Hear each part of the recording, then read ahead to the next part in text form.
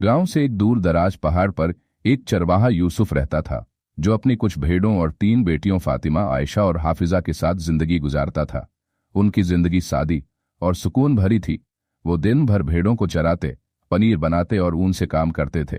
लेकिन बाप अपनी बेटियों से एक राज छुपाता था। एक दिन जब फातिमा, आयशा और हाफिजा अपने काम में मशगूल थीं, यूसुफ चुपके से झोपड़ी से निकला और दूर तक चला गया, यहां तक कि एक चट्टानों के बीच छुपे हुए संदूक तक पहुंच गया। उसने संदूक को सावधानी से खोला और उसमें से एक छोटी थैली निकाली। फिर उसने इधर उधर देखा, थोड़ा घबराया हुआ, और थैली को धीरे से खोला। उसकी आंखें चमक उठीं जब उसने देखा कि संदूक में कीमती रत्न और जेवरात भरे थे। यूसुफ ने गहरी सांस ली और अपने आप से कहा, ऐ मेरे अंधे दोस्त, मैंने इतने सालों तक तेरा राज संभाल कर रखा। अचानक पीछे से एक आवाज आई। उसने तेजी से मुड़कर देखा तो उसकी बड़ी बेटी फातिमा वहां खड़ी थी, हैरानी और उलझन से उसे देख रही थी। उसने पूछा, अब्बू, ये क्या है जो आप छुपा रहे हैं? और ये अंधा दोस्त कौन है? यूसुफ थोड़ा हक्का बक्का रह गया। फिर उसने सांस ली और बोला, ठीक है बेटी, अब वक्त आ गया है कि मैं तुम्हें सच बताऊं।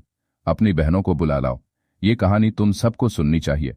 तीनों बेटियां फातिमा, आयशा और हाफिजा अपने अब्बू यूसुफ के पास बैठ गईं। उनकी आंखों में कौतूहल और बेसब्री थी। फिर यूसुफ ने अपनी कहानी शुरू की और बोला, कई साल पहले मैं इन पहाड़ों में भेड़ें चराता था, जैसा आज भी करता हूं। एक दिन मुझे एक अंधा आदमी अहमद मिला, जो रास्ते में लड़खड़ा रहा था। उसके हाथ में एक संदूक था और वो थका हारा सा लग रहा था। मैंने उसकी मदद की और उसे बैठाया ताकि वो आराम कर सके। फिर उस अंधे आदमी अहमद ने मुझे बताया कि वो जेवरात का व्यापारी था।